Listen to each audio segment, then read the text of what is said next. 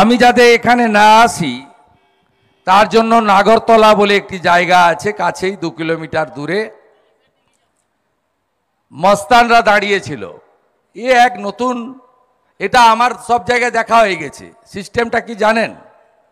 8টা-10টা চোর দাঁড়িয়ে থাকে, 100 দিনের টাকা চোর, শৌচালয়ের টাকা চোর, আমফানের টাকা চোর, গরিবের চোর। এরা গরিবের সব মারে, ফিসারি চোর। আর এরা একটি চ্যানেল আছে, ওদের আগে থেকে বলে রাখে, তারা ছবি করে আর এরা হো হো হো হো করে। চোরেদের গলার আওয়াজ একটু বেশি, তারা আওয়াজ দেয় আর ছবি তুলে ছাড়ে যে বিক্ষোভের মুখে শুভেন্দু অধিকারী।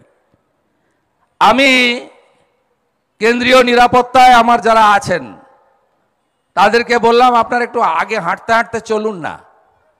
যেই এরা হাঁটা শুরু করেছে, সব পয়াকারে পা, ধরম বাপ রক্ষা করো।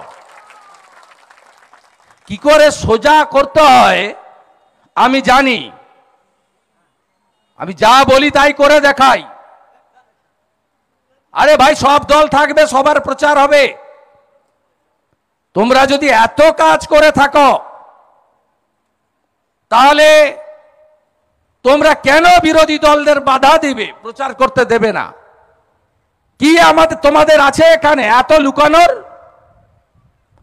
কিন্তু জমানা বদলে যাচ্ছে। বেশি দিন কাহারও সমান নাহি যায়।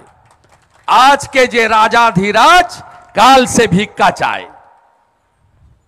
এরা টিভি, পত্র পত্রিকা, সোশ্যাল মিডিয়া সবকিছু দেখার পরেও এদের লাজ, লজ্জা, সম্ভ্রম, সংযম, পরিবর্তন কোনোটাই নেই।